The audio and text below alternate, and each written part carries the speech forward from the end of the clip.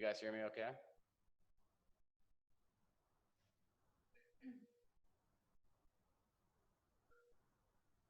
Yep. Sweet. So, I think we're set. Welcome. Happy Sunday. It is the 8th episode. Finally got that down, I think. All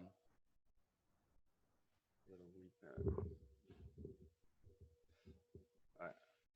You're gonna have to get an amplifier or something. But so today, this is episode 8.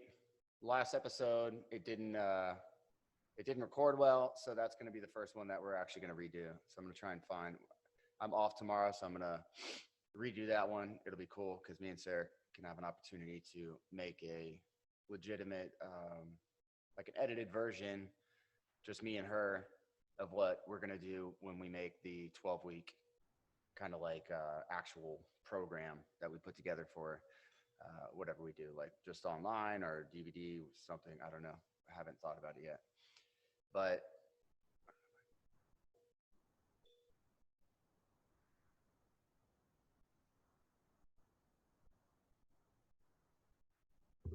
is your volume all the way up? I mean, this is everybody else can hear?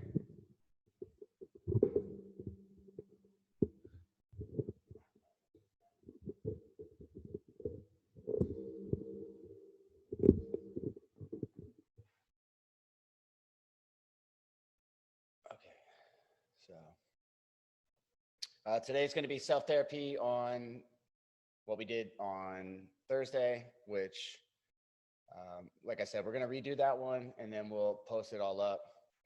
We've got, I cleaned the camera up and everything. It seems to be, at least on our end, I don't know if you guys think so, it seems to be a lot clearer. And then we just try to clean up the environment and everything like that, just to where we can get it to be like more of a streamlined process. Nice. Sarah likes it cleaner. I like it cleaner, but these guys are good, but I'm trying to get it to where everybody can see better. Can you hit the light and see just if it's better like this or better like that? Yeah, that's good. Just like that. Cool.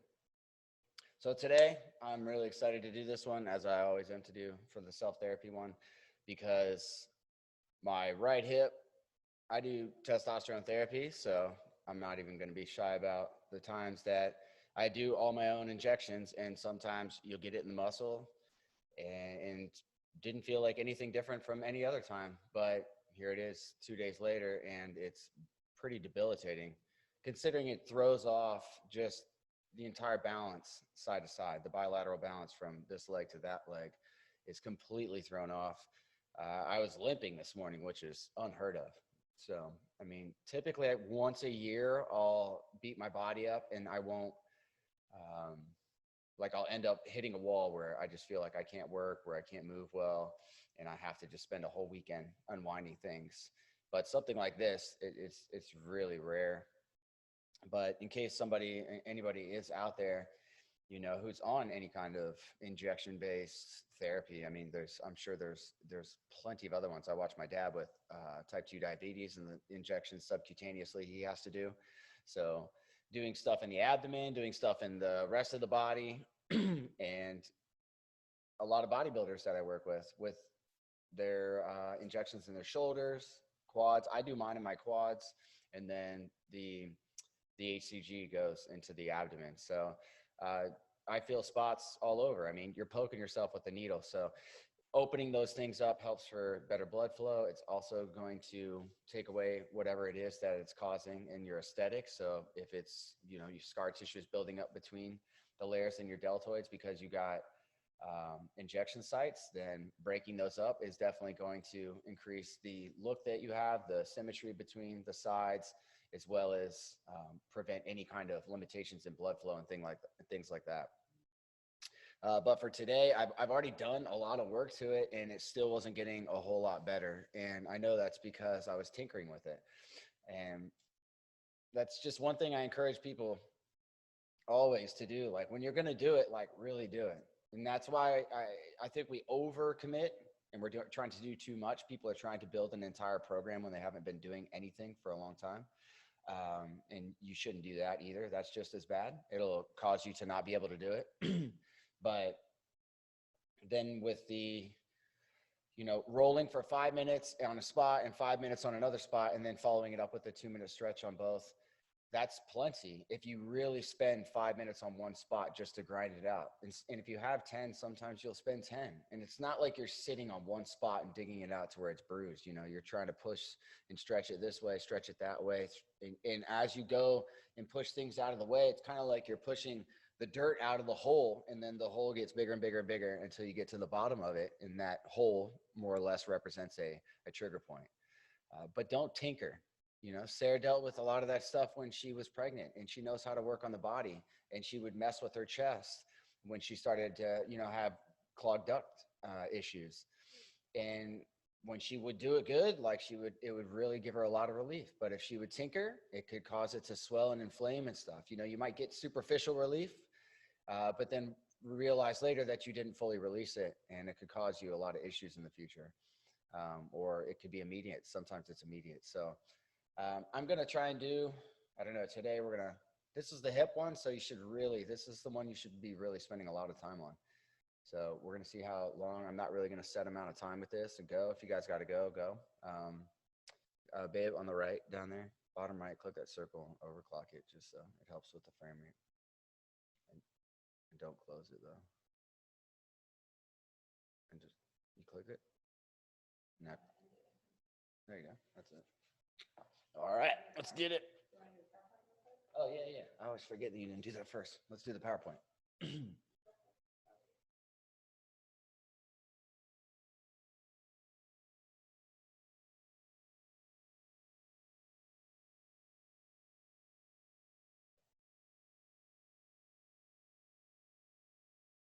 All right. The infamous pelvis. So this is our true center for sure. It's not our core, the quote unquote core. And I mean, this right here, Sarah asked me yesterday when she was putting this together, and she goes, do you agree with this? And I looked at it, and a lot of stuff I won't agree with, because people, their viewpoint is right along with the mainstream, and that's okay. I mean, if that's what they learn, but it doesn't always end up being the correct thing. So for here, I mean, weak abs, everybody tries to go for that. My core, but there's a lot of things that if you have weak glutes and your hips are tight, you're automatically going to have your thoracolumbar, everything through the thoracic spine down into your lumbar, which, everybody's heard of the lumbar, but the thoracic is just right above it.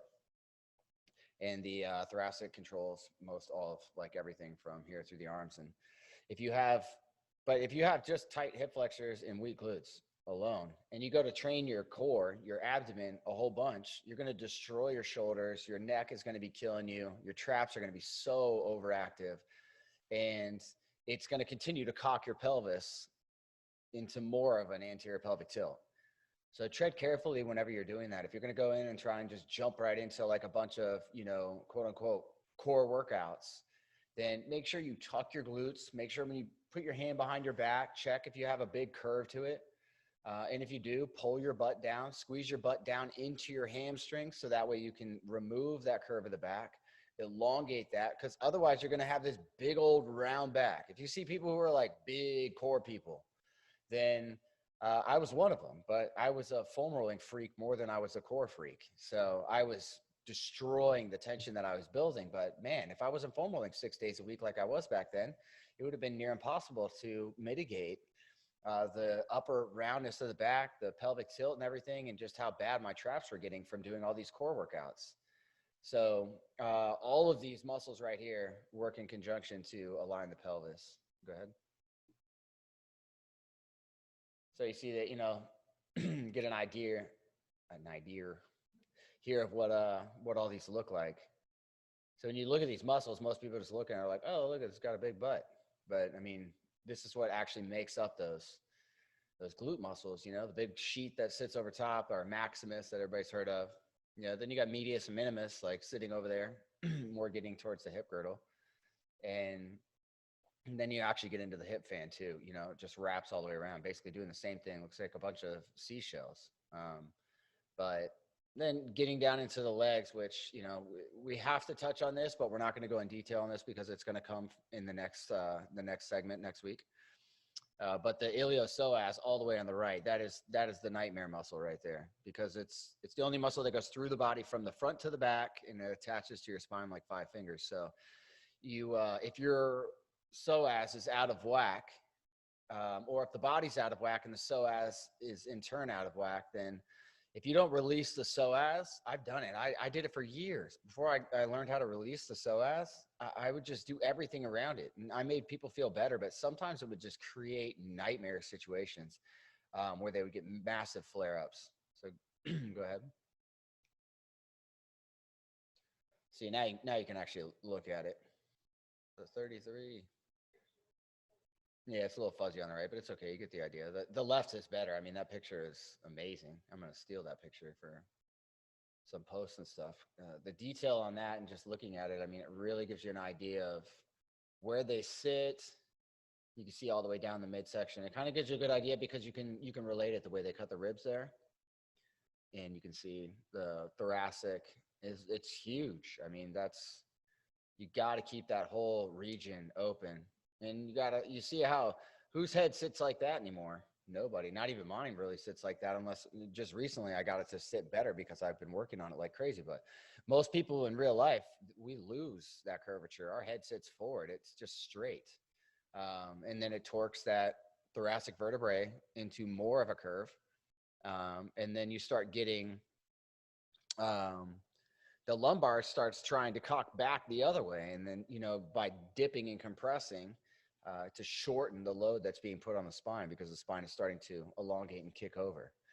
So keeping the pelvis free and everything like that helps to prevent all of this. It really becomes increasingly harder to develop these kind of things if you're keeping the pelvis free.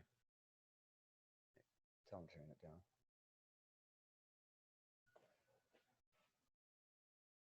This is just one example, but I mean, that's a pretty severe case, you'd think. But I mean, there's a lot of people that walk and like they come in, and then you see in the before and afters with me, like they look like they're gonna fall over, and then because the after they're so, you know, erect and upright.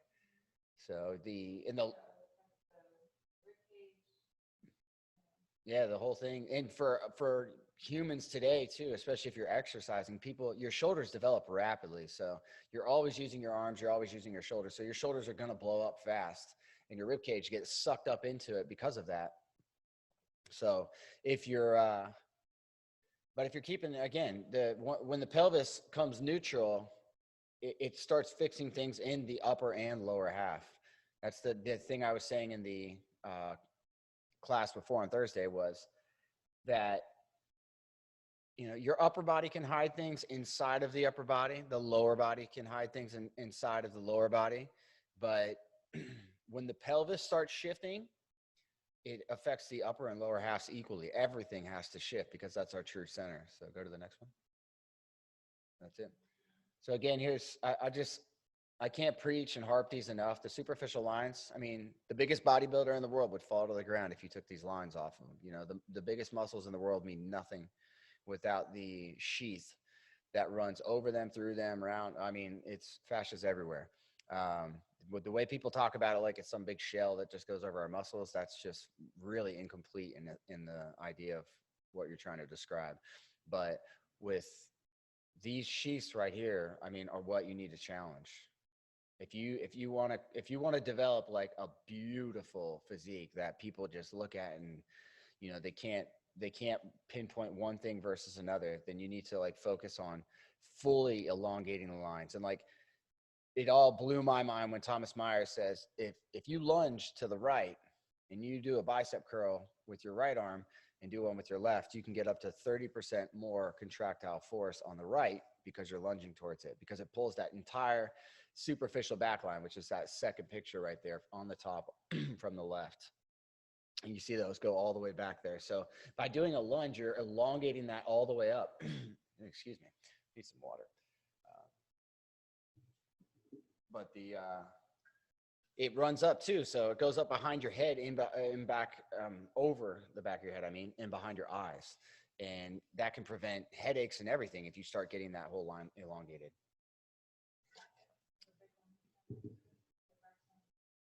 Yeah, you see the X-ling with the spiral lines? That's in the bottom middle. And that line is, I mean, rotation is the hardest thing to do. And then to rotate the upper and lower halves away from each other is extremely hard to do.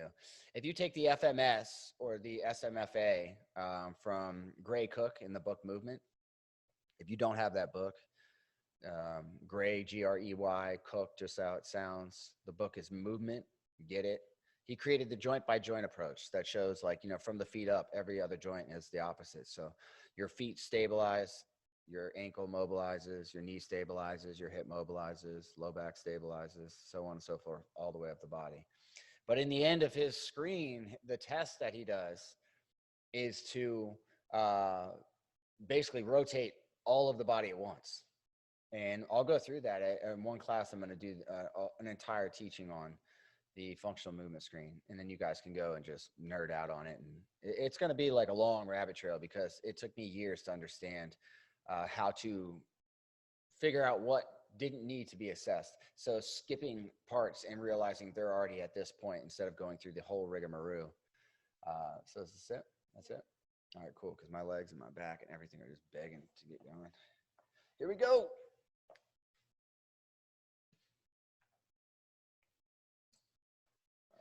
Tilt it up.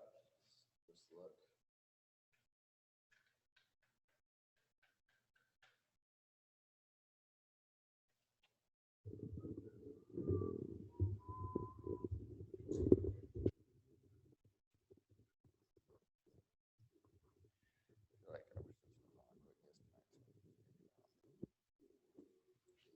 Yeah, but I have time.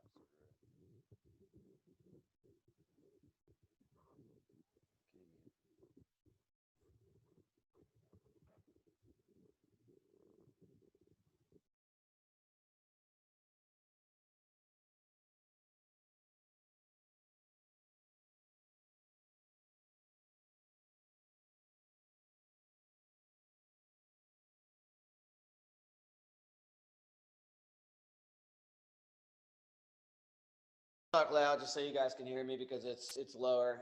Kathy, since you seem to be the one that like has the lower volume, can you tell me if that's good? If I'm talking loud enough?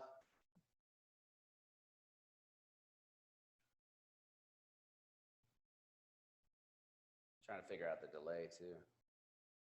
All right, so just doing a quick check. I've been working on it a lot, so this is I mean, this mic is not meant to do that. That's why.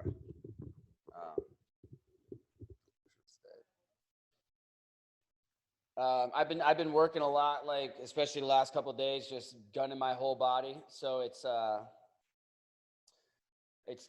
semi-neutral now. You can see like I'm not cocked really bad. I was actually probably like this earlier this week. So, but now I just relax. That's not me moving or anything. That's just actually me chilling. So if you can get to this, see I don't really have much curve to my lower back. And I've really been focusing on like stripping down my abs and getting them up. Cause you can see right here on me is like, if I squeeze, this sticks out. That's been my nightmare in my life. So, but if you can get it, see, I need to elongate here and get better. But overall, I'm getting a pretty good position for my pelvis. And I'm going to show you how to do that. So, you know, if you're here, then you've really got to get these back extensors calm. But in doing that, you know, you need to like push this down, but everything needs to come down because you got to get these big old balls right here. You know, the big balls right here are your butt and your hamstring. Those two, the hamstring ball and the butt ball, like these two, the glute ball, and it sounds, yeah, glute ball sounds better. Glute ball and the hand ball. Those two right here are what keep you from getting out of whack right here. So if you're getting this cocked here, you need to start doing some elongation stuff on your quads, on your hamstrings, your glutes, and then like in through the extensors.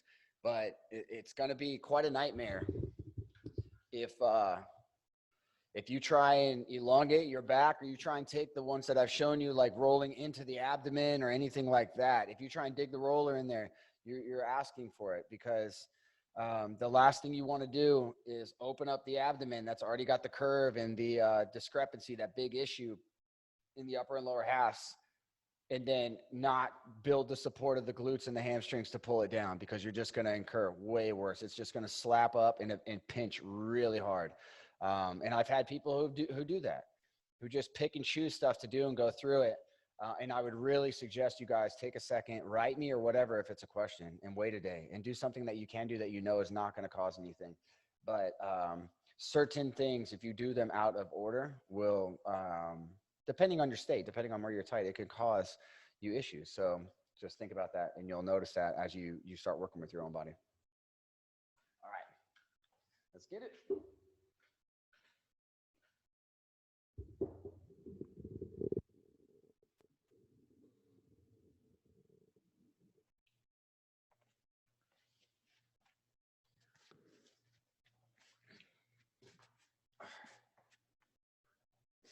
Ooh, this is the best.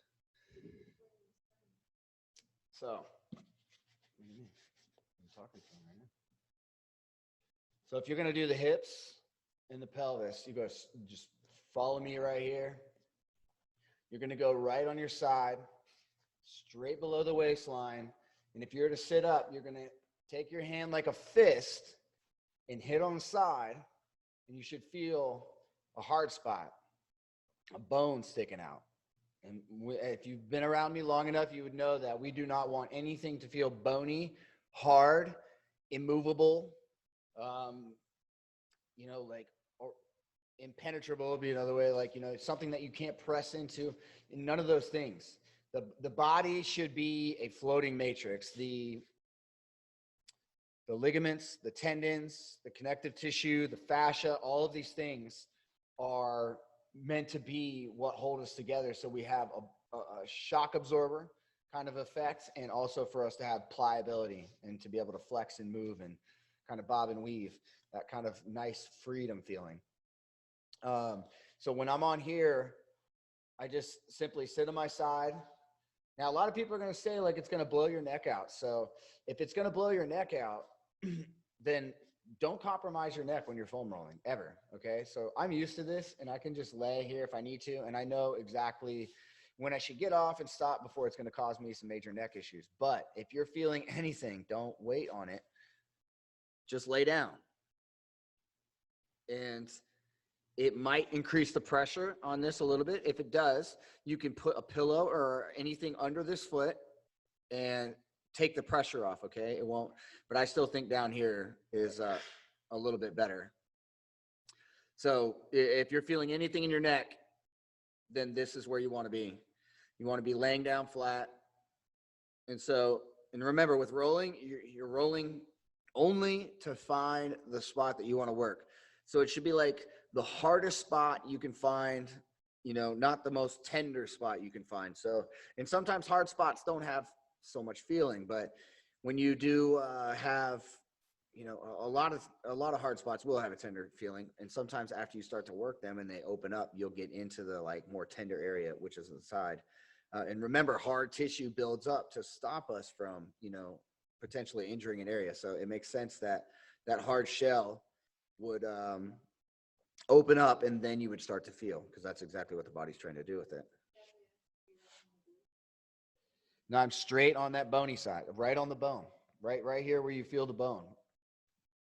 This is straight like trochanter area, right on the bone. We're not trying to go for hitting a muscle here. We're going for the hard spot here, because in essence, what I'm going to try and do is I'm going to try and take this whole bone and everything and push the femur and everything right, like down the leg, out of our hip girdle. So getting on this, and I'm just grinding this hard spot that I could find right through here, this bony spot that feels like it's sticking out to the surface. I'm just grinding it back and forth and trying to put more and more pressure into it. And then, like I said, it does feel like it adds like a different element of leverage when you lay down. You feel like you can get behind it and then lay down, and then you can kind of hook that hard spot and push it down by using your body weight. So now, like, as I'm laying down here, I'm above the bone, basically is the way it would feel to you guys. And then I'm using my body weight just to push against that to where it feels like that whole hard spot is going down my leg. And I'm trying to, remember, use the roller to dig in and pull those knots into a stretch. That's what you're doing. You feel a ball, you're trying to grab it with the roller and not slide over it. You know, it'd be like a rug burn. Just think of like putting your hand on your skin, pulling it to where it feels like you're grabbing that skin and you're not going to let go until it releases. And don't go over it. Don't let it slip over that spot. Now my neck's starting to hurt.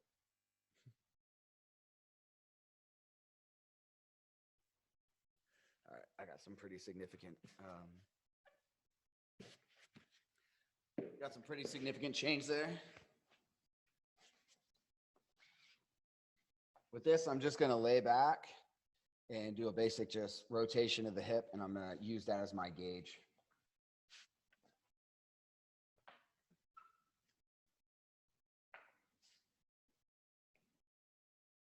There's a couple, like 2 or 3 good pops right there. I'm just gonna test what it feels like, okay? Because my major issue today, what I'd really like to do is, well, I'm gonna do one spot because it really does affect straight up in the pelvis. I mean, it's literally below the crotch. So I guess we can call this, even though it would be going into the hamstring, quad, adductor, abductor, you know, complex. It relates to this directly because it's preventing me from even being able to pull my leg out like this. Like, look how much my leg wants to come back up.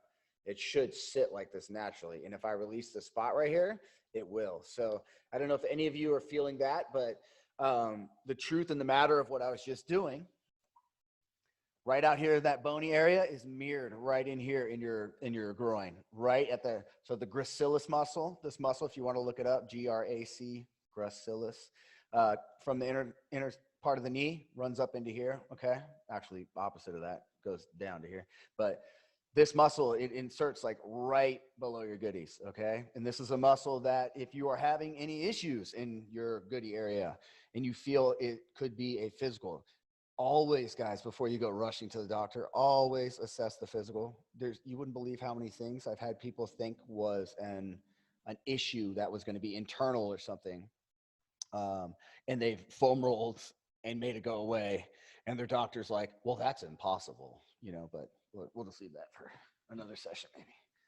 So I'm going to hit the inner thigh, guys. So if you are, can you get, is it recording just the screen now, or is it doing this whole, does it do the whole thing? Okay, cool. Is there a way to, can you do the max over there? Yeah, there we go. Yeah, that's way better.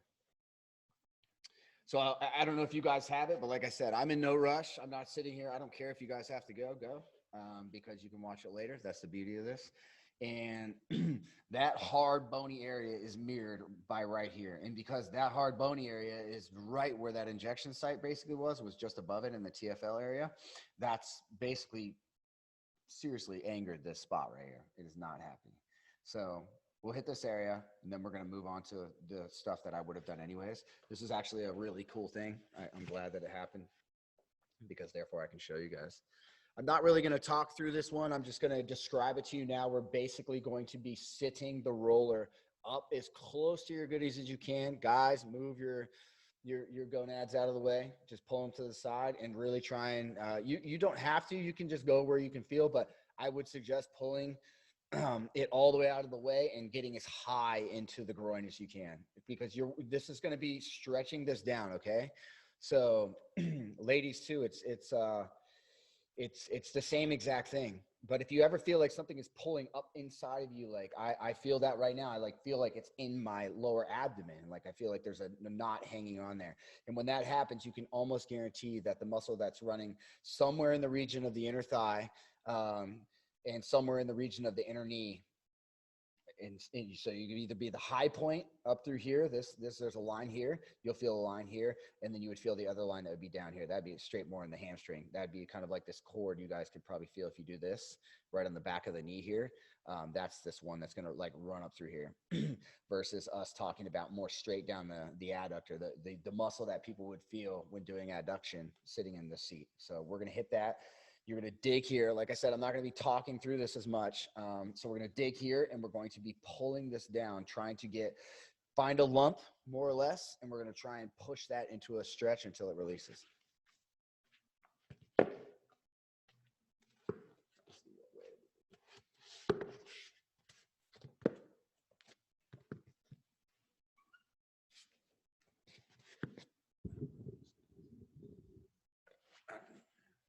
Yep, 100% with it. Sometimes you could come over and like talk while, grab the mic and pick it up to you. And I can just interpret it to you. No, just pick it up. Pick it up so you know on the camera.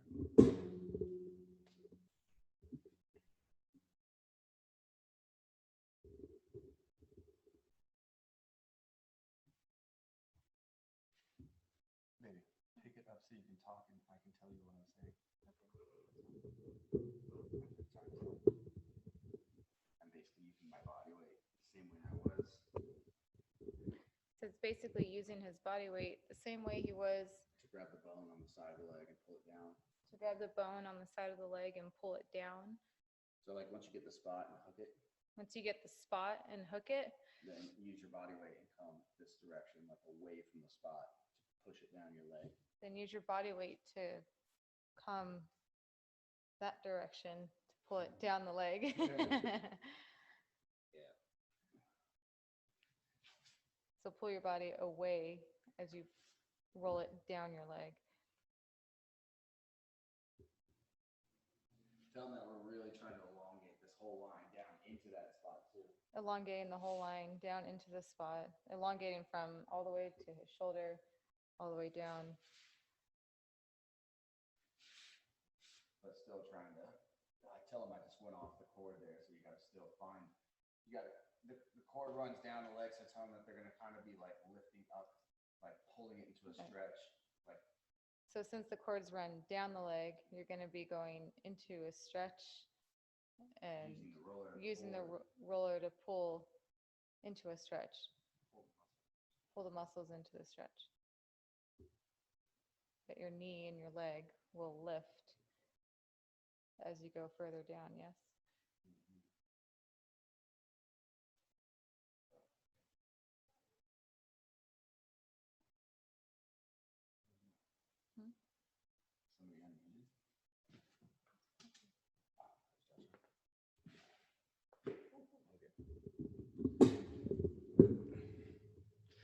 All right. So, wow. That's such a cool feeling. Literally, cool feeling. I don't know if any of you did that with me, but right? It is. It's truly amazing. So if you're a woman and you haven't done that roll, you don't know what real life is, because like that just changed the entire way I feel today. No kidding. So the cock it up a bit, babe. The femoral artery, you'll hear me always talk about it like in more conversation form, not necessarily like when I'm online talking on Instagram. Reciprocating blood flow, how well you can get your blood to flow from your heart to your extremities, the end of your fingers and the end of your toes, and back to the heart. How well that can happen can be the difference in you wanting to, jump off a cliff every day to feeling like the person who would talk that person into changing their life, like the person who's just overjoyed and ecstatic. Because the femoral artery right through here, I mean, with the way that people sit and travel so much these days, and even standing, you're compressing the hamstring against the back of the leg. As the glute rises and the pelvis goes anterior, that hamstring starts to compress the back of the leg. It pushes our quad out, makes our quad look bigger, and quad dominance is formed.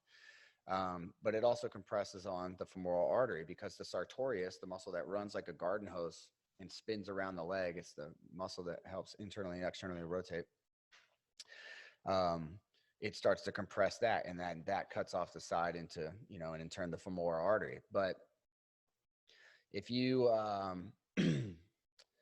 if you release that the way that we did, so like when I was doing it, and basically what Sarah was trying to tell you, and it's funny because like I'm trying to say it, and sometimes I can't even convey it the way that I want her to say it, and then it just sounds jumbled. So from here to here is what we were working, right? And like this leg, I mean, just the way it sits, like this one just feels kind of like tight all through the calf, whereas this one doesn't, because that's just flowing down there nicely. But these muscles running from here to here, I was pulling it like this, okay? I was getting the roller here, basically like this. I was pushing it down the leg, all right? I was trying to dig here, get behind a ball, and push that ball until it kind of more or less pops like a water balloon. Like, you'll feel it just like boom, and it elongates instead of like water flowing out. The muscle just rolls into a stretch. Now, I was also, you got to remember, these muscles run like this. So pulling it that way, we want to find as many ways to stimulate the release. I mean, I don't know about you guys, but I don't like sitting there and bludgeoning myself with a painful object for longer than I have to. So we're going to try and find the ways, pressure, one form of stimulation. The stretch is a second, okay? So we were doing one stretch there, but this muscle, if you're pulling it this way, you have the ability to do something else to make a stretch. I mean, can you think about that for a sec? I'll come back to that. But and then the third I always talk about is, the twitch. So when you get on stuff, you got it and you dig it. You start grinding, okay? Add some stimulation. Push it this way, pull it that way. Remember, you're up against the tissue. You're grabbing it like it's sticky, okay? You want to be stuck to it, and you don't want it to let go. Same as you go here, like I'm taking my skin. See that? I'm moving it like there. I'm not letting it go. I'm pulling it to a stretch, pulling it to a stretch. And you can even see the skin moving with it, okay? That's what we're doing here. If you don't understand the concept yet, that's I'm trying to get better at describing it to somebody in case somebody really still doesn't get it. So we're pulling this, okay? I'm taking the roller and I'm pushing that. It just so happens when you go into these spots, you're going to be getting behind a ball that's down there. So you want to be in as much as you're pulling, okay? You want to push in to the hard layer, okay? You're going to be finding this knot that you're trying to find. You're going to press in hard to that knot, okay? Stay against that firm surface. Once you feel the layer, okay, you can even do this with your finger like this. Feel the layer. Once you feel that hard spot, bounce into it a few times and then hold, okay? Then relax a little bit, but don't let go of the pressure on that spot, that layer of hardness you feel. Then you're going to see this is a knot I'm on. So I'd get behind this and I would push it like I am now. I'm going down the arm. But I'm doing that same dragging motion, and now I'm up against it to where it wants to go over, but I just keep dragging. Okay? So now that you've got this concept of how we're dragging here, same thing I was doing here, okay? I was taking this and I was dragging it, okay? I'm more or less going like this, but we can also, on this, we have the ability to go here or here. See what I'm saying? So we're going down the leg, or we can also pull it this way. So once you got the roller here, down the leg, and then twist. I was doing this. So when I was leaning my body, when you saw me twist away, I was effectively making my body pull the roller across the tissue like this, as well as down the leg. You see what I mean? So you got pressure. You got pressure. You got your initial stretch down the leg towards the knee.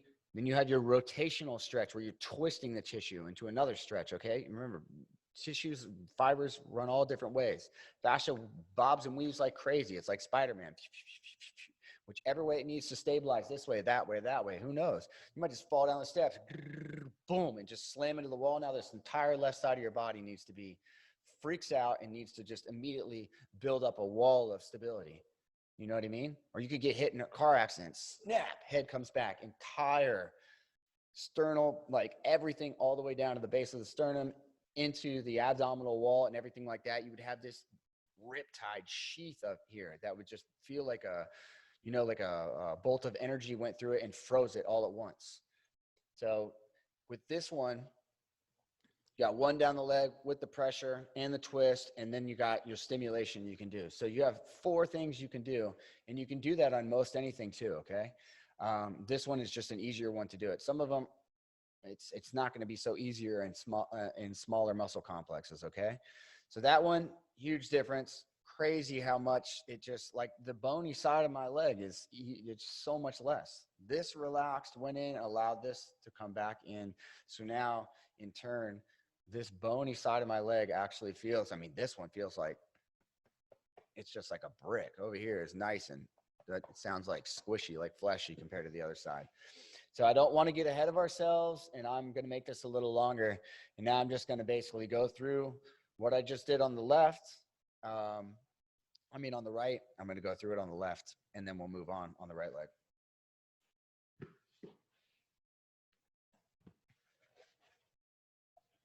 So again, if you were doing this from the top,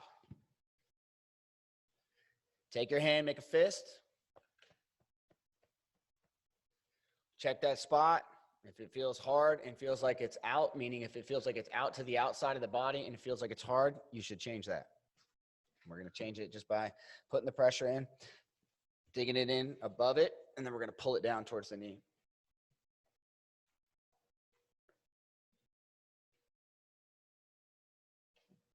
That doesn't shine. You might have to move the camera. Why it doesn't get it to shine like here. I think you should slide that out.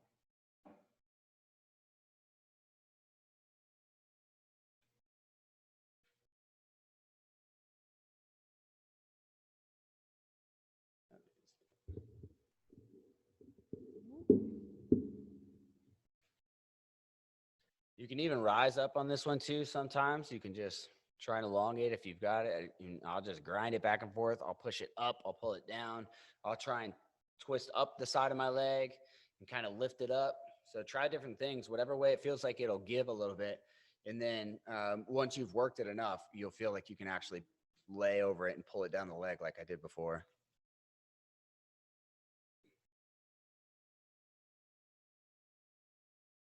And you'll see me use this upper leg.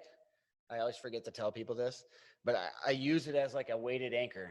I put it up over the spot and create more leverage. So once I hang myself over, I'm like hinging myself, and I'm forcing that pressure to like pull that spot without allowing my body weight to go up over it. And then I use my leg to put more weight on it, but also to ensure that I don't go over that spot.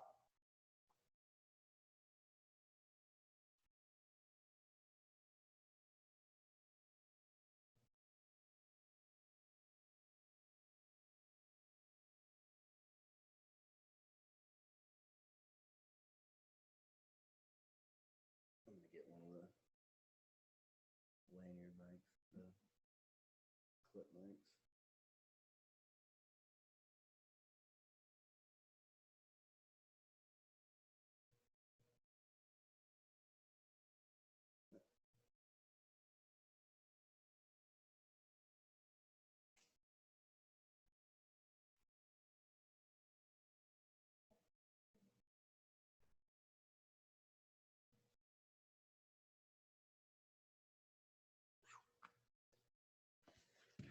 All right. A little better there. We're going to kind of indirectly hit that with the glutes. One side of the body's presenting more pain. Should I work that side more? I typically go to the side that doesn't feel the pain more. But I don't know. It does. It depends. Sometimes the painful side brings more release, but other times it doesn't. And it really just depends on the situation with it. It depends on if somebody is loading it up repetitiously, you know what I mean? Or if somebody's statically loading it up, if somebody's sitting in a chair all day long for 8 hours versus somebody doing 1,000 reps on it in a week. Chair, constant stuff like that, then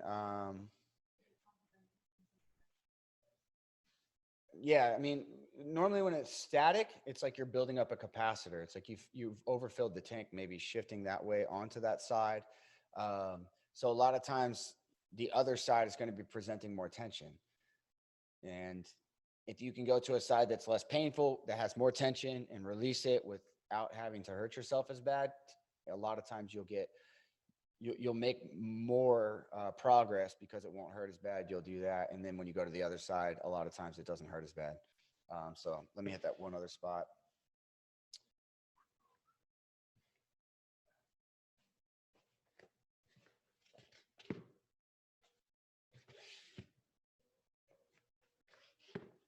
Get another angle for you guys.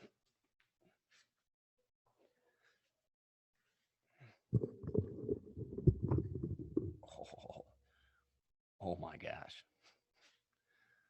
No bueno. This one sucks. Oh my gosh.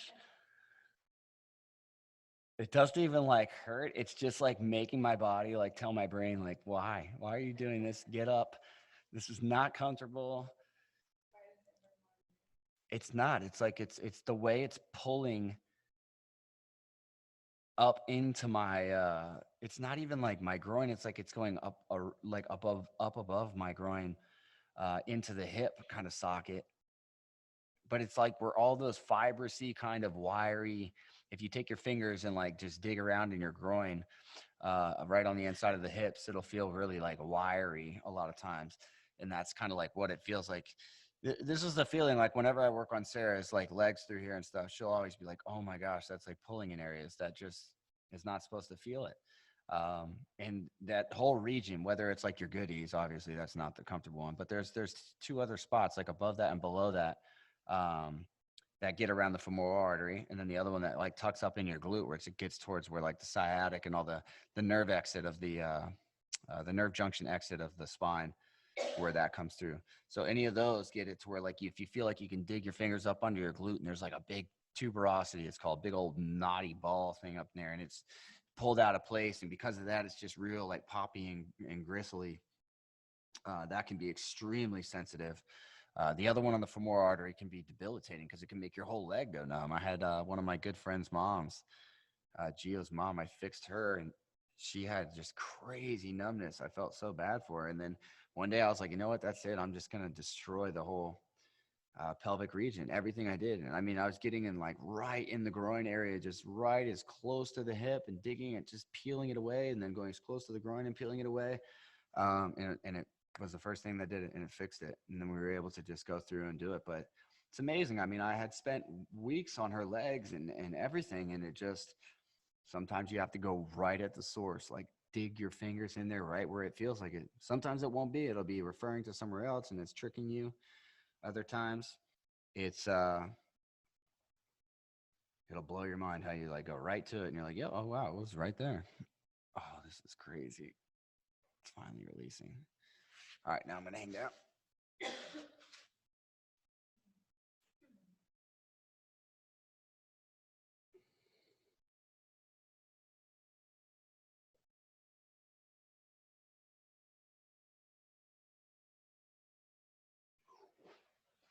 Oh.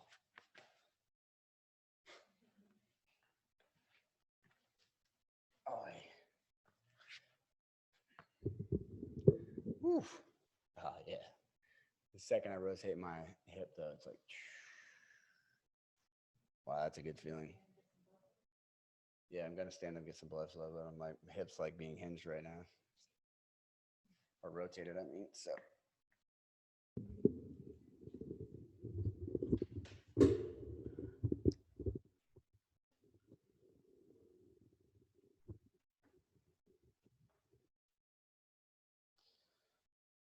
Oh man,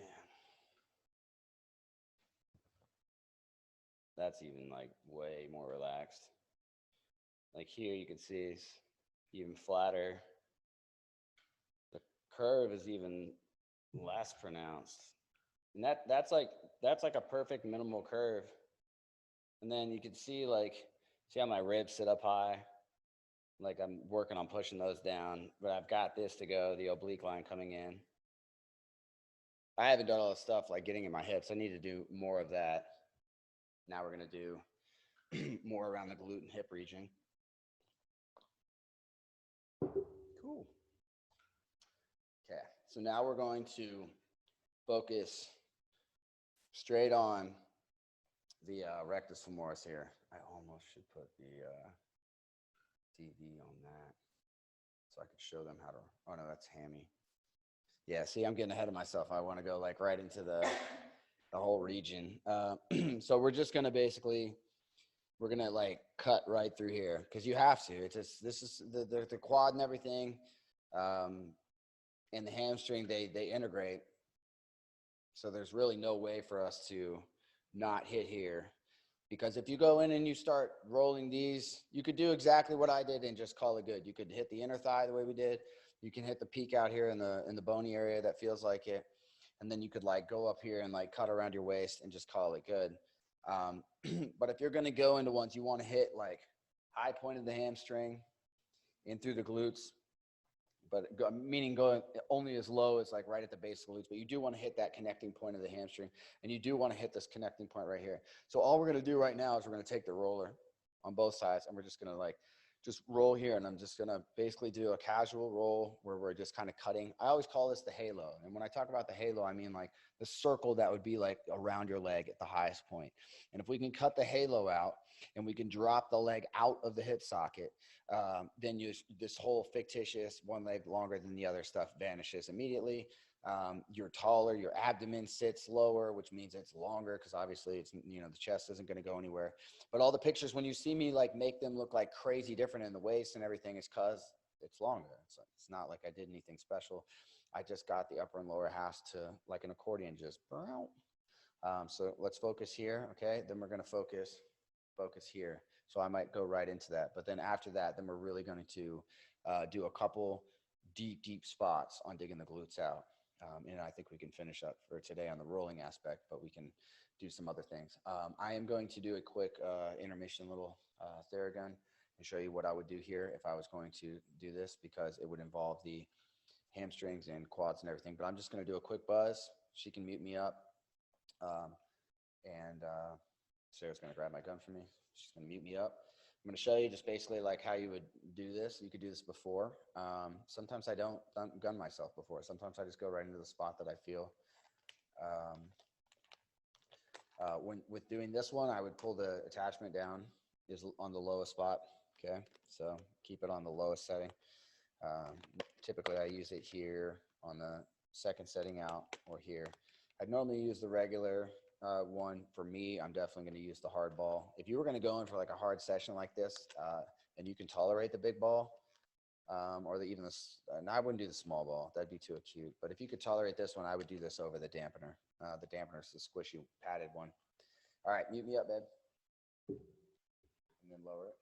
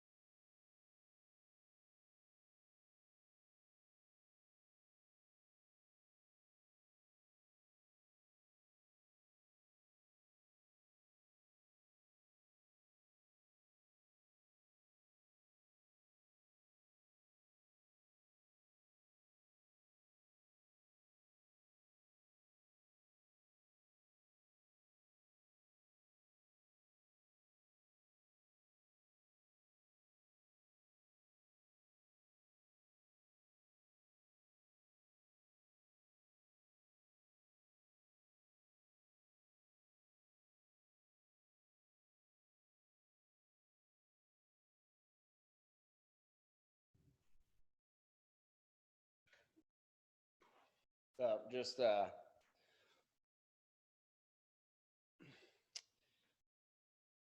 sometimes you'll just feel the need to do that in the middle. If you're a Theragun person or you have a gun or whatever like that, then sometimes in the beginning you'll do it. But I don't want to change like the normal flow or rhythm of how I would actually treat myself or treat you guys if you came to me, because there's times where you just go into it and you have to think of like the normal realm of life and like how it would flow. And sometimes you're set up to do it where you're just chilling, you have time to do it. Other times you don't, and you could just throw it in there. But there's other times where you're going and it's like both my hips felt really inconsistent because of how aggravated this is right in this region. So by just doing that, I feel like I can actually feel my knees again. I didn't feel anything before. I just felt this whole thing was like pulling everything over like this and up like that. So it was, that's really not conducive for getting a good balance or getting the body to want to relax side to side. So now I'm going to go in straight on. We're just going to cut this halo down on both sides. And then we'll move on to the back.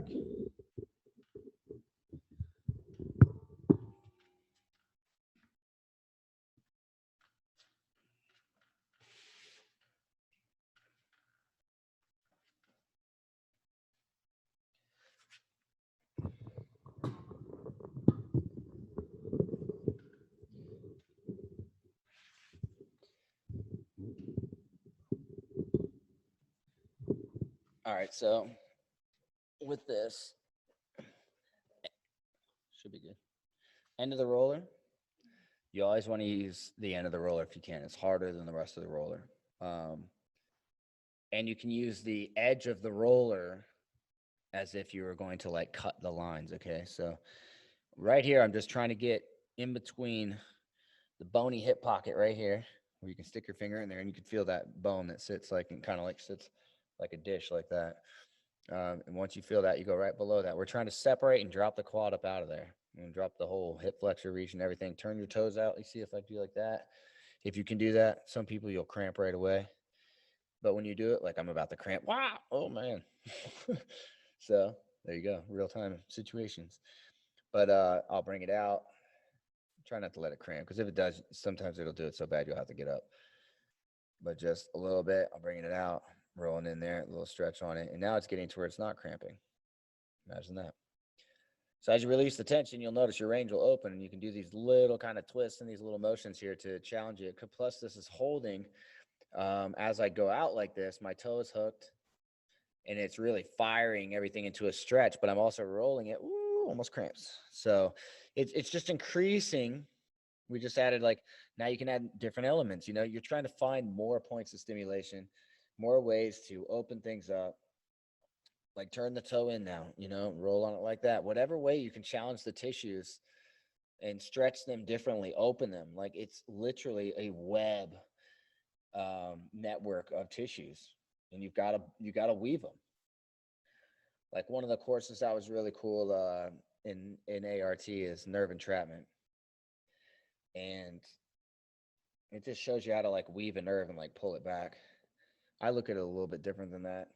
It's still, the nerve will weave itself back. You just strip the whole area and align it and get the joint in the right place. You'll get the nerve back. It might just take some time. But over here now, we're going to roll towards that bone that we were going towards over there. So we're trying to just basically, like I said, we're trying to cut the whole halo, that whole circle up over the quad, drop everything down. Then we'll go up under the glute, drop everything down, and then we'll go right at the glute. Why do we do that? Because sometimes you just go roll in the glutes.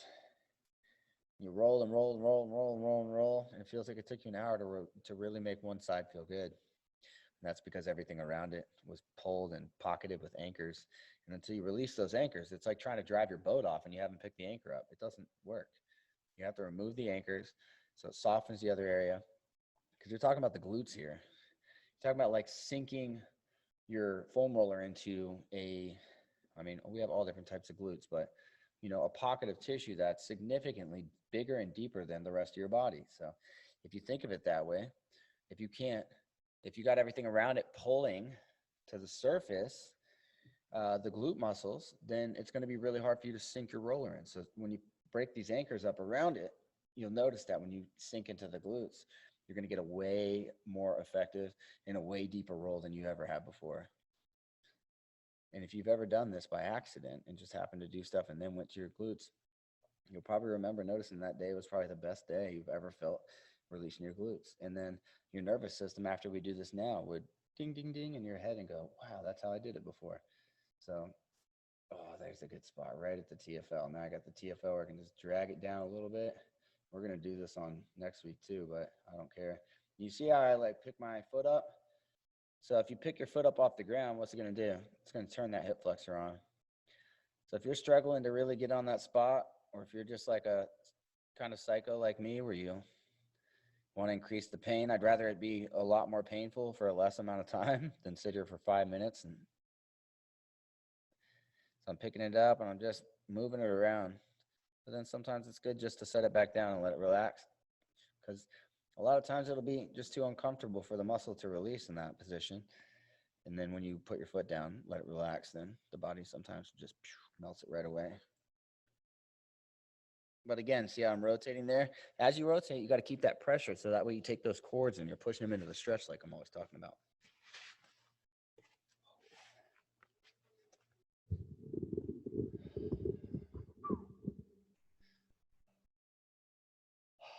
Wow, it's crazy. Like it's innervating my whole side of my body with just relief and energy. I've been really messed up the last few weeks. I don't show it at all because, right? I'm glad, Kathy. It's good. Always a confirmation when you come around. Your volume works good. But you know, I'm the advocate for this stuff, so I'm not gonna. We love you too. I'm not gonna show it, you know, the same way that somebody else would, because if somebody was to come in like that to me, then, you know, I give them the look. Everybody says I give them the look, you know. I just don't have any filter when it comes to that. And I would expect somebody to treat me the same way, because these type of things can turn into a debilitating mess. And then you have some thing like, you know, the whole situation in the world that we have right now, you know, something as crazy as that comes on. I mean, that could be the straw that broke the camel's back, just because you're already dealing with so much in your own body that, you can't deal with anything more. Your body just can't physically handle it. Your nervous system is like resonating at like 1,000, and you need it to like drop down. Yeah, and your immune system, if your nervous system is haywire, you're basically simulating your finger being partially stuck in a socket all day. Just all day, if you think about it. That's why I say when you hit spots in your body, you'll start to notice they almost make sound in your ears, like they just ring. You can feel the energy just fluttering and just it like flutters and twitches, and you know, you get the spasms too and stuff like that. That's one physical form of it, but you can just feel the deep, like nervy ones right in your ear. And if you think of that all day, then that's, I mean, fibromyalgia people, different people with chronic fatigue and all these different, you know, physical issues, they're all nervous system issues. You know, they're all a bunch of crap to me in my mind, the way they describe them, because if they assess them properly and put them on a level playing field of nervous system treatments, we might have a different, you know, it might change everything, you know what I mean?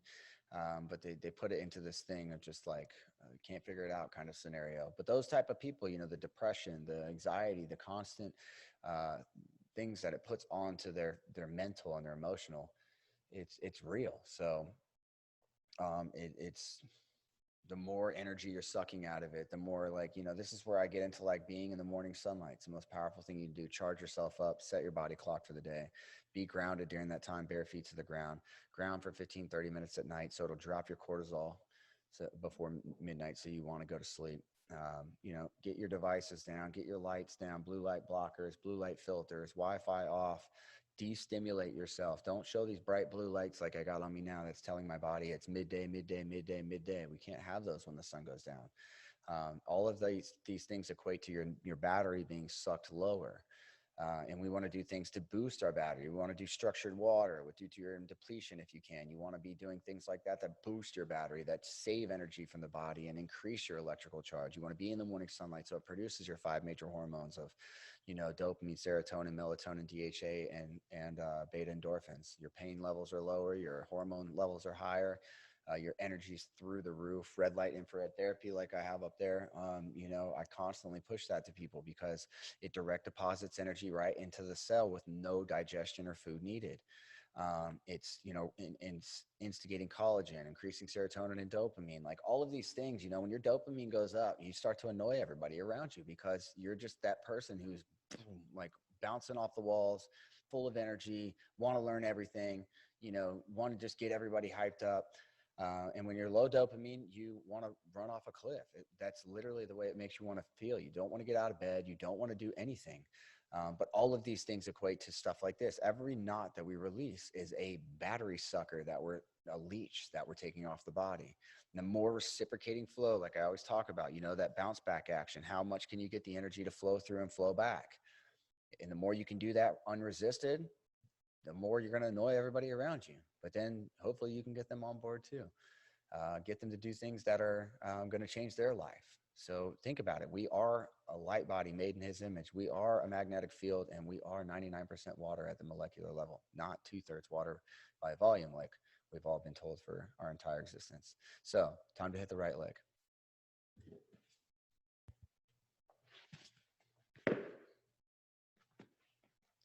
Oh man, this was so here's that whole truth, Kathy. My right side's the one that's really irritated. So let's see if my whole theory works where the right side doesn't feel as bad now that I did some on the left.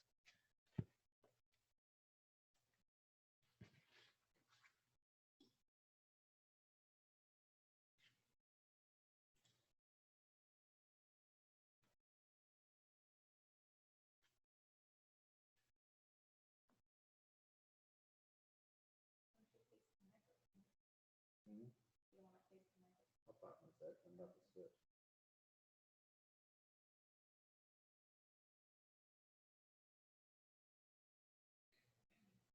I don't want to talk the whole time. I want them to figure it out.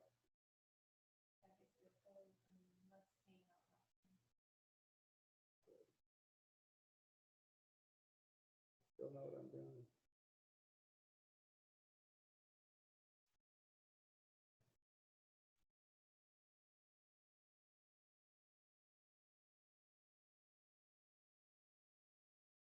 How's that meat looking? How's that meat looking? No, I'm good.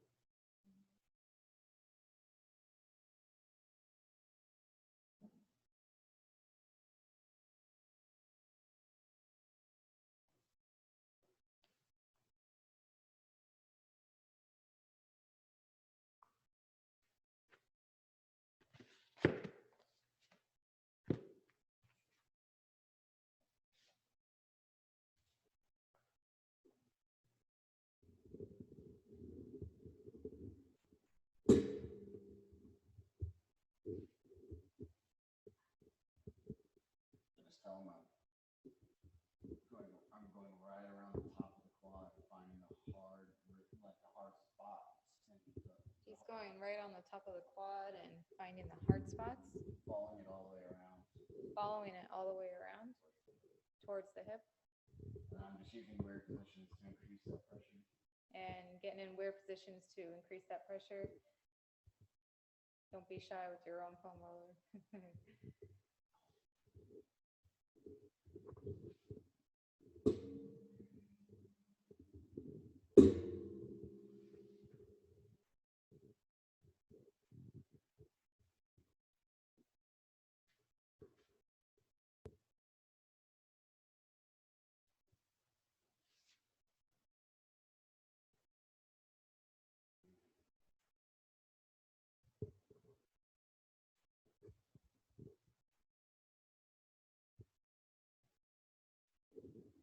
Sometimes you just gotta wiggle to dig in more and push that sucker out.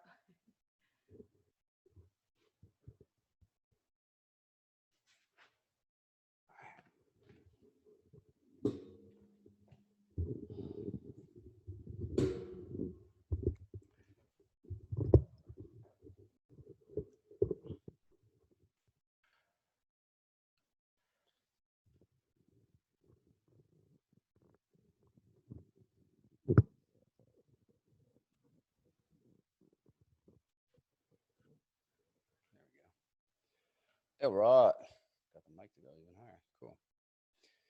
So, wow. I mean, if I just do this right through here, there's a gap here. I've actually got it to be. It's not very big because I'm still really tight. But you can start. Pick your knee up. So I'm picking my knee up and pushing it away like that too. Do it slow. Sarah always says this looks like something else in public, so she's like, stop it. But basically, Sarah used to do this back in the day, and I'd always joke with her and stuff. But she would do crazy hip stretches and everything, like from her dancer background. And when she would do these, like she'd just get up in the morning and it just sound like a gunshot, pow, pow, both sides. And every time I'd see her, I'm like, man, it just looks like it feels so dang good.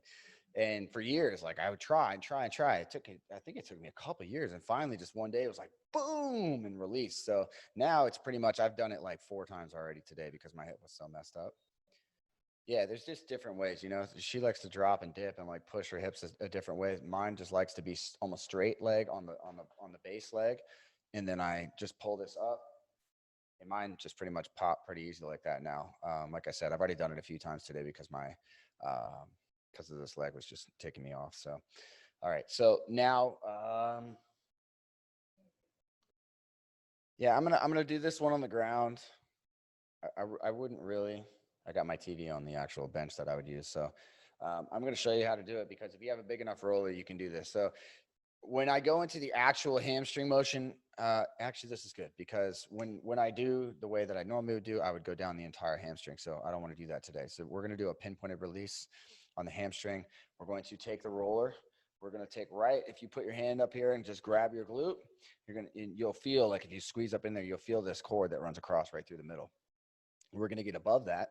We're going to pull it down with the roller because we're going to hang back like this into this is basically a pinpointed release. So same thing that we've done on the sides with this, but this is going to be a little different. You're going to notice how you can really sit the roller on the top of it. And when you lean your body weight back, you can hook that knotted up area and you could pull it right up into the glute and pull it down out away towards the hamstring. And when you do that, that's going to really finish getting this because my pelvis is feeling really neutral, but that spot's what needs to go. And once that spot goes, my glute is going to depress. Right now there's a strap and a band that's going over the glute like this. Once we release this spot down here, because we already got up here, once we release down here, then it's going to allow the glute to relax out. And when it relaxes out, then we can sink the roller into the middle of it and release the maximus. And that's really the only one that really matters because if you release the maximus, you're releasing the minimus and the medius because you have to come across them. You have to take the maximus and pull it out towards the top of it. There's no question why Big Man Upstairs designed it to where the glute maximus is in the middle and then it goes up and around out like this, like in a sweeping motion towards the hips. So the same way that those muscles flow and contract is the same way that we're going to push that knot out as if we're going to, like a water balloon. We're going to take it and we're going to push it until we can get that to pop and stretch back out.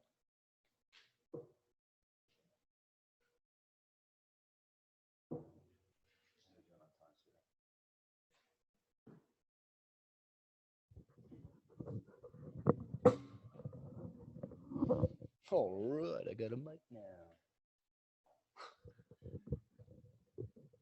Yeah. Glad I just found that out right then. That was cool. Scoot up here. Okay. What? I am going to be. Well, there won't be because I'm like this. I guess I can. So, again, you can lay back on this and just stick this. So I'll show you because I'm not going to move the mic. If you're going to do this, don't try and He-Man it. Don't try and be on it and then lift yourself up, stick it in there while you're balancing. It's not a good way to do it. Take it and tuck it up under when you're laying flat on the ground. So lift yourself up like a bridge and then shove it under there. I'll show you how to do it. Have you recorded any on there? On that? Yeah, do something. Click the red button on there. Make sure it's important. No, front button. I always click it. Okay. So you just lay flat. I don't know if you guys can hear me. Pick it up.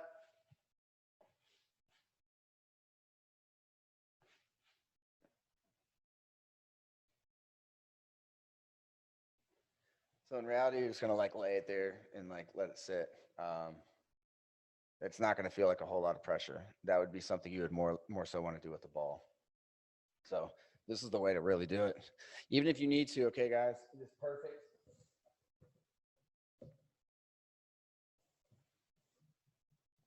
You know, this would be something else, okay? If you had a couch by you, I'd actually recommend this because this is way better for me too. So if it's better for me, then it's going to be way better for you guys. So I'm definitely used to this stuff. I'm used to torturing myself for foam rolling with no issue.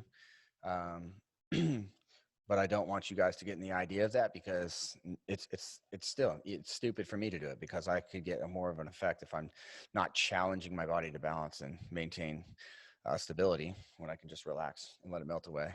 So I'm just trying to get this like melting between the right where the glute meets the hamstring, and you'll feel like the knot on the outside and across to the middle. And we're trying to like just kind of rock in there.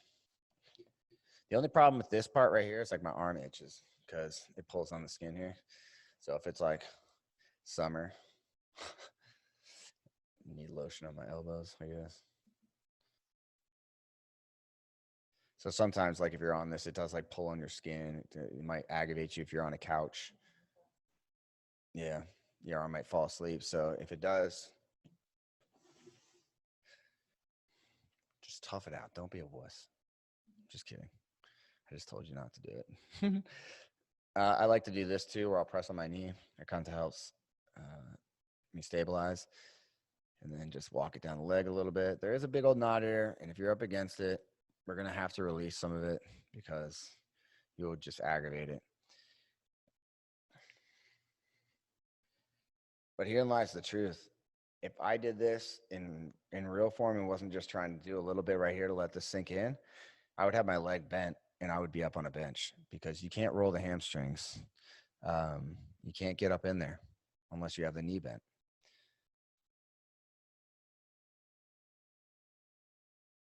And right now, we can start pushing up into the glute.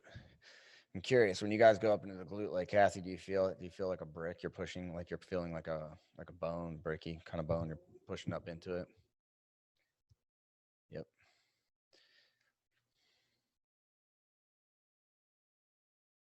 Hand me the peanut.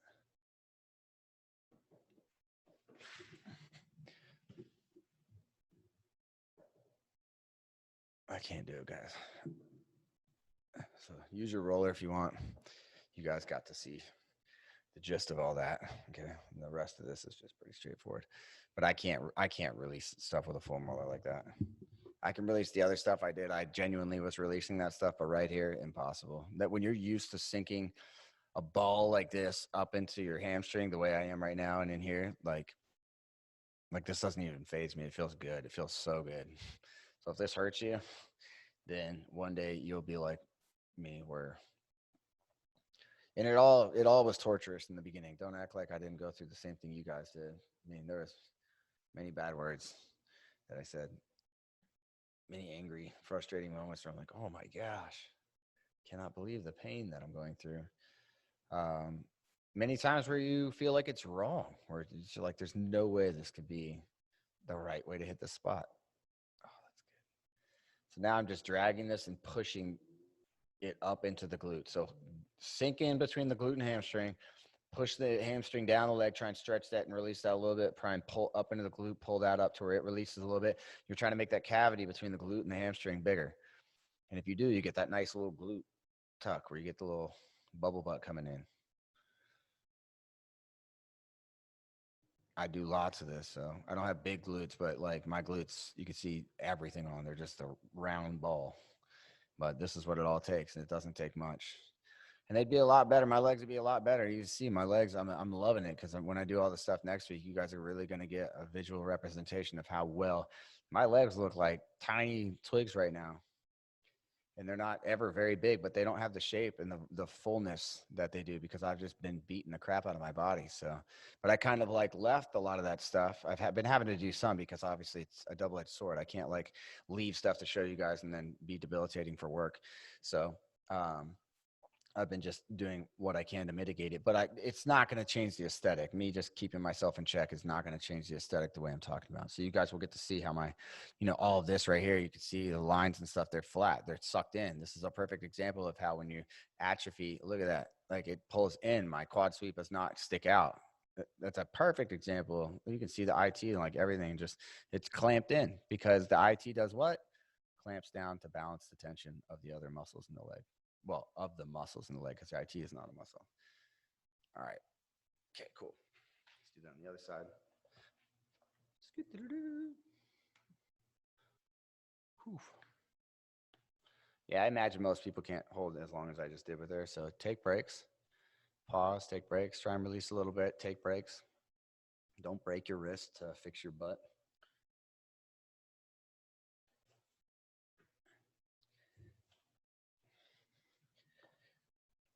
So if you're feeling frisky, this is a way to extend that. And remember when I was talking about the superficial lines and everything, this is one way to pull that superficial front line and back line away from each other. Contract it on the back side. Me leaning forward towards it is pulling through the back, but it's also pulling across, because you can't get a lateral pull on one side without getting a bilateral pull on the other, same lateral lines. So me extending my leg like this and then pulling it like that is actually doing more so of what I would say when I'm up on the bench. It really pulls it to the surface and allows me to hit it, but it keeps this part right here, what I'm getting here, because see how my knee is up off the ground more. So here is allowing me to keep this knee bent and get this lean. So it's allowing me to focus the same way it would be if you were standing up and doing a stretch with a straight leg on your hamstrings. And then if you just barely bent your knee, and how much you would feel like you leverage your hamstrings more after you did.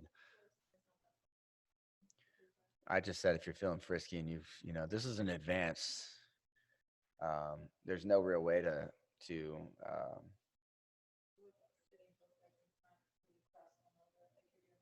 when I do the glute next, I'm going to do that anyways. But this is to get the glute and everything to relax. She was asking me about crossing and doing like that kind of glute roll almost. So we'll do that after we do this. But if you're flexible enough and you can hold this, I mean, you can even keep your hand in a fist if you need to. It's just a lot easier to release this because I'm almost done already. And it's only been like a minute or so.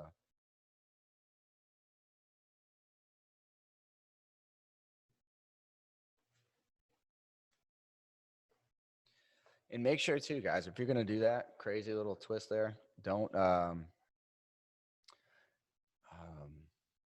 let this hip flexor bind up on you, because right there I was holding it, it was getting pretty tight. So don't let it get too tight just because you're trying to do something. So, I mean, you have to weigh the options. If you're doing something and then it's causing, a deterioration in the other side of the body or somewhere else, don't do it. It makes no sense. If there's anything that you're doing that you feel like you're really having to balance, or it's firing up the same way it would in like a workout, like that cardio kind of burn, don't do it, because you have to remember the whole purpose of this is to de-stimulate the things that we've been trained the nervous system with. I don't care about your joints. I don't care about your muscles. This is all about your nervous system, because if you get the leader to correctly coordinate things, everybody's going to take suit. It's way easier to do it this way than it is to sit there and try and just blunder yourself and go through these crazy routines of all this stuff. It's just, nobody has time for that. And nobody wants to sit there and go through that because it's tedious, monotonous, just over and over and over. This is really a more methodical way to go through it. And when you talk about it, you have to have the rhythm, because the nervous system has the rhythm. So just decompressing regional stuff, connecting it together and getting everything to flow, instead of trying to like take what you feel is extremely tight and just break it open the way that quote unquote massage therapy or physical therapy in a lot of cases would suggest you do. I don't bruise people. I don't do anything, and I don't feel like this should do it either. I don't bruise when I foam roll. I used to bruise when I'd foam roll, and I'd realize why, because I'm not doing it like this. You want to go through the whole section and get things to start coming out together. But, you do a little bit on this one, release that, then go. And it's like, wow, if you go and release one and this one feels like it's still got a little tension, but you go over here and there is a brick that's pulled to the surface like a harp string or like a leather strap, then it makes absolutely no sense to continue working the softer areas. That area needs to be assessed Otherwise, this is where you start running into bruising, onset soreness, and you cause yourself to be sore in a way that you don't want to leverage that area. And then you cause major compensation. So if you go jacking up your leg to where it's like you don't want to put weight on it, or even in your upper body where you don't want to put, the weight on the arm and stuff like that, then you're going to immediately incur damage on the other side. So, okay, so we did that. Now I'm going to finish up with one other one. And like I said, it's because when you roll the Maximus, the big old butt cheek, when you roll up in there, you're hitting the other ones. Because if you're not, then you're not rolling the Maximus. The Maximus goes all the way to the top, all the way to the bottom, all the way out here, all the way out there. Okay. So some people like to debate that the way that you do it, you have to do multiple glute rolls. No, you don't.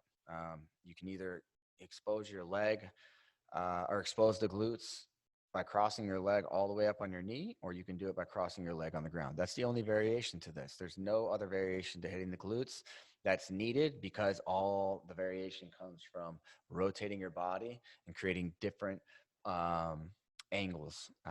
And all you need is about 180 degrees, meaning twist your body this way to this way, like that, and you can go through and put pressure all the way through, punching like a stamp all the way through each one of the glute muscles, all the way into even the fan muscles.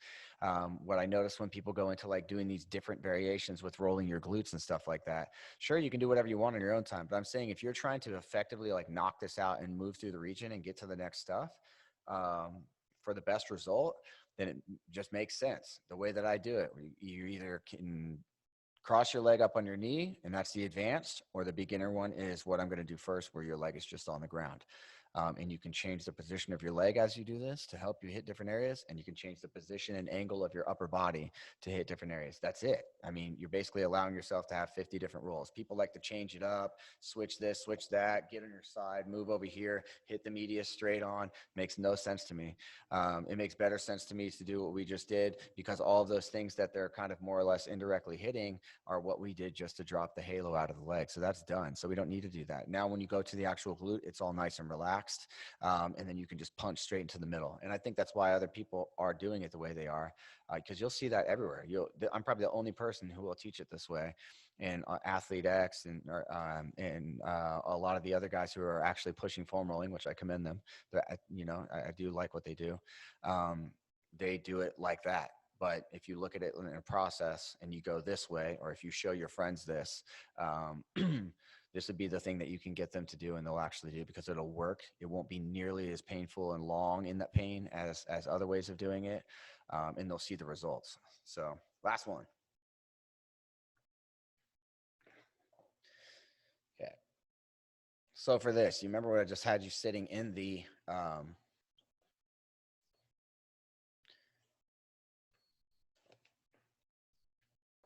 what time is it, babe? Should go baste it up. Okay. So right here, when you talk about getting into that glute, okay, right where that hip and the glute meets the hamstring, and we were cutting that away.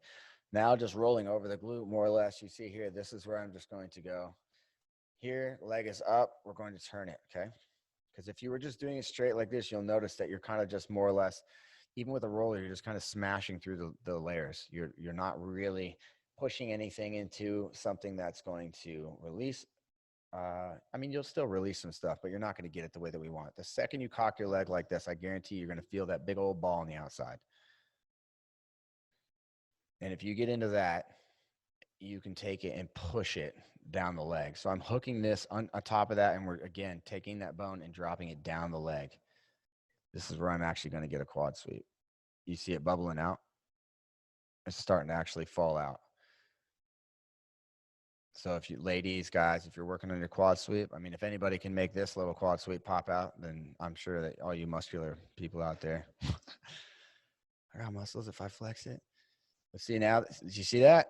Look, you see how flat it was? Now look at the bottom already. Just barely did anything, and now we're already getting some of that to surface. Do you see the difference in how the IT changes? Look at that. Isn't that crazy?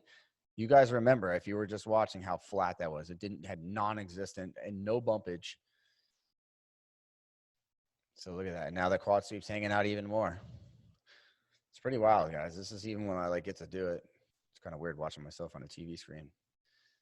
But it's actually awesome because I feel like I'm like at the gym. You got all the mirrors and stuff, but it's like the mirror is electronic.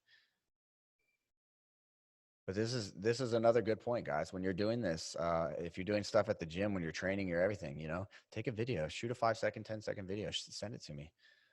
I'll give you a quick critique, break it down, articulate all the different things in your form that need to be fixed, and then I can even tell you in 5 seconds all the spots you need to foam roll. So anybody who's watching this, you guys are, use me. You came in, you paid some money. We're doing the course, but I mean, feel free to send me pictures of all sides, and I can constantly help you guys assess your own body.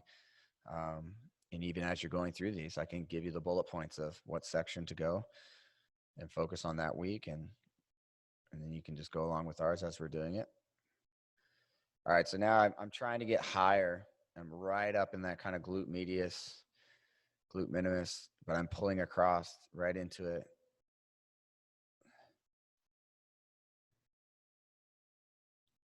Okay, so if you guys are, wanting to get advanced with it,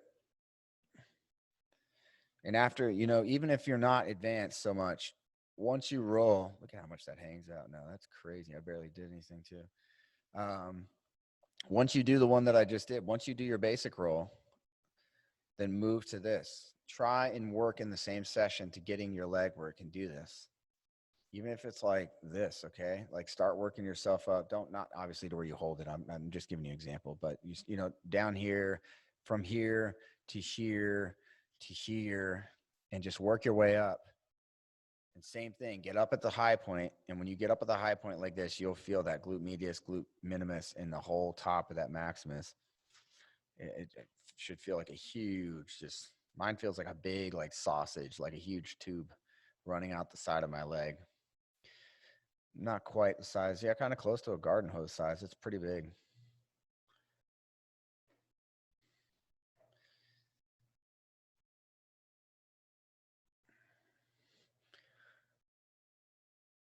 There we go. Okay, now I've really rolled. Now I'm trying to release this.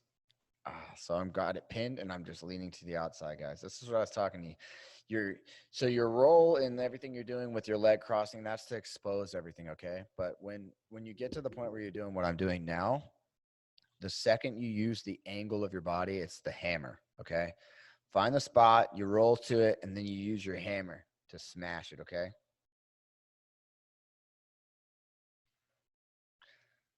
Yeah, that's a good one. Close your eyes too, guys, focus on that spot. Ooh, good spots. Man. We got a brisket cooking. I can smell it. Smells great. Got a good friend coming over. Haven't seen him in a while. Hopefully they clean the pool lagoon in the backyard. Our pool's been messed up for 2 weeks. That's why I got tension in my glutes. Oh, it's finally releasing. So I'm kind of hooked it and I'm pushing it up towards the top of the glute, towards the lower back. Wow, man, what a release. That's painful, but good pain. You see how low I'm getting? I'm going all the way up.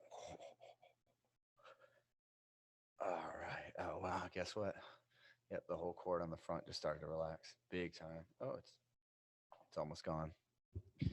Literally all that, and it was still persisting. That spot, that whole cord, right? The TFL was so angry. And just releasing what I released right there changed the angle enough to where the TFL is completely relaxed. Completely relaxed. Now, if I squeeze my quad as hard as I can, oh, look, I'm actually getting some recruitment. Lateral. Oh, it's great. So you can see, I mean, guys, there's so much. Let's do a quick check.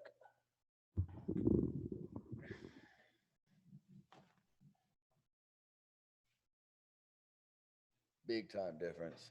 I mean, that drops way more. It's funny because I'm really not holding my knee down. It's the actual tension has released enough to where the weight is sitting down and my knee just hangs. So that's a massive difference. Massive difference. If you can get to where you can just take your leg to the ground like that. And it just sits there. And look, won't even. And it's all, you see that? That glute's not going to take it down. That's the only difference between these two legs, guys. The only difference is what I just did is that one. And we didn't even finish the glute there. We didn't even really finish the glute there. But look at that. Slams to the ground. Won't touch it. Like, it'll touch it, but I'll blow out my hip socket. Yeah, look, nothing firing on the inner thigh. The glute, which is preventing it all. Calf, everything looks all sucked up. This is just all jiggly wiggly. All right, let's do the other side.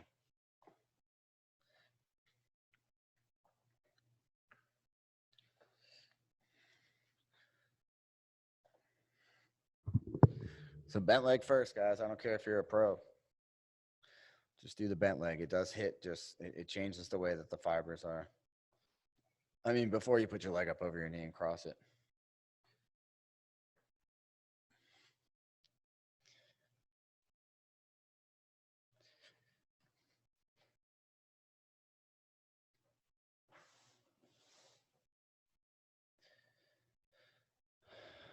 This one's different.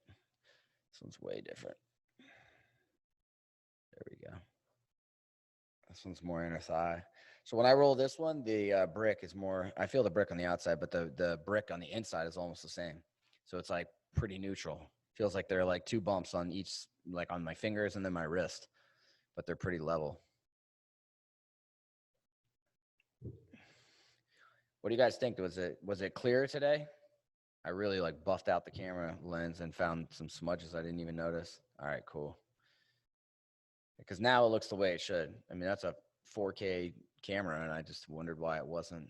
I thought it was the lighting or something. I couldn't figure it out. But then when I looked at it today and buffed it out, I'll be danged. It had some stuff I didn't even notice. And now I'm going to get some of the clip-on mics. I'm going to get those. And then I have one, but it'd be reaching over here right now from the. So I'm going to try and get another one so me and Sarah can have one, a couple of Bluetooth ones.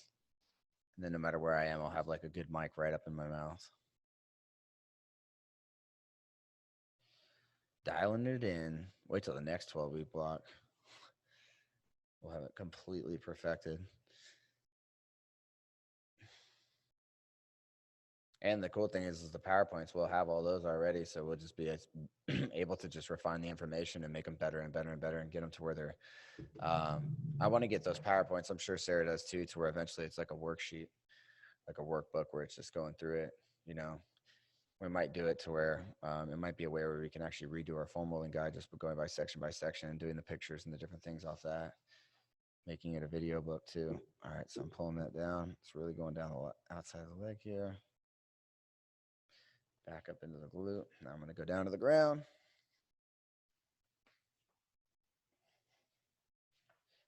Or I mean, cross my leg, lean down to the ground.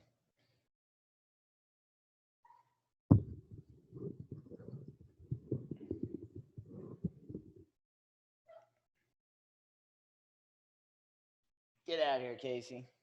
See you, brother. Thanks so much for coming, man. Have a great day. Well, I did the other one, but they couldn't even see nothing, so I just want to see like then. Almost done, but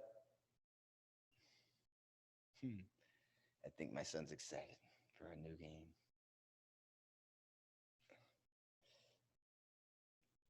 He's been playing this Farming Simulator 19 and this other one. It's just like crazy how in depth these games are now. And he's figured most of it out. He just rips these tractors and stuff around the thing. So awesome. Sarah hates it. Yeah, he's learning how to farm instead of shooting people and stuff. Well, he does that with the little police car, dude, with like the little cannon, but that's it. Well, most of the stuff he likes to do is he just likes trains and farms and trucks and cars. True boy. Oh.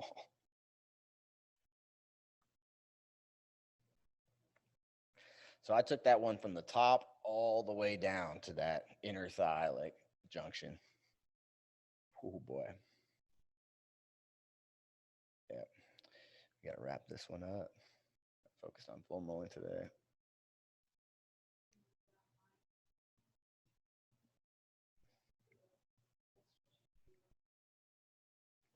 So since we like ran, with this today, and I'm off tomorrow, so we're gonna redo that other video. And Sarah's talking about at a certain time doing a surprise live. She'll probably send out and have her get on and just do, at least 30 minutes, 45 minutes of like a really, really good stretch routine. But I want you guys to like do this, do your own thing with the stretching and whatever today. And take the stretch across just how I did. Lay on your back, pull your leg across like I am now. Stretch that hip. And then tomorrow, jump on, hook you guys up. Sarah could do a whole stretch routine, open you guys up, and see what it's like just to do a real rhythm of her stretching where I'm not putting her on the spot to like follow me up and do stuff like that. It'll be a lot better because when she does her own stretching, rhythm and stuff with me or with herself, it's a really cool dynamic. It works well because I had no belief in stretching at all. I still don't have any belief in stretching at all. But the way that she does the stretching and stuff, I'm not going to do it as much. I just get hooked on the foam rolling, but the way she does stretch, it does work. It really does. I believe in that type of stretching. And other people will do it too. I just don't. I like to move. So for me, stretching is not going to be my modality, and that's okay. That's why foam rolling and movement and everything are there. We can do different things. So let's check that out real quick. Watch.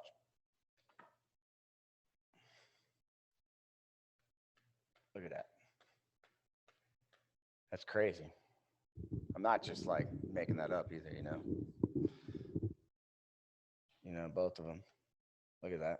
That's really hard to do. Most people can't do that. I mean, I can.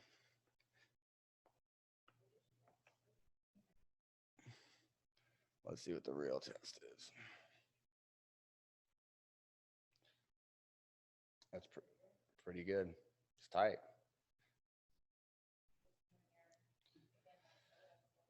Yeah, this is all going down the oblique lines and everything right through there, but it's still like inner thigh dominant. But that, you have to lengthen everything down to the knee. So feel free, guys, when you feel those lines, you can do that yourself now, and then we'll continue working on it on Thursday. See there, look at all that. You can actually see muscles hanging down and everything there just from releasing that. So big difference, guys.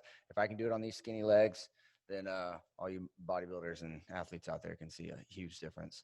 But I hope you guys like that. I thought that was really cool. I got none of that bouncing years of tightness, a little at a time.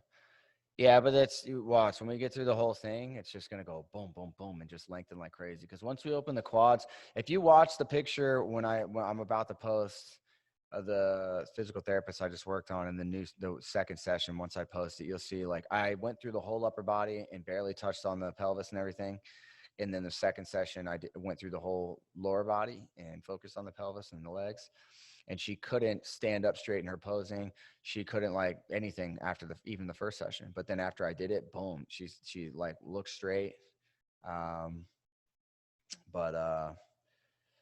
the legs and everything really, really change everything about the position of like where your base is. And then when you get into the upper body, it's where your, center of weight will be. So thanks so much for coming, guys. I wanted to make this a little bit longer, focus on it. Sarah's going to try and jump on tomorrow. I think that's for sure going to happen.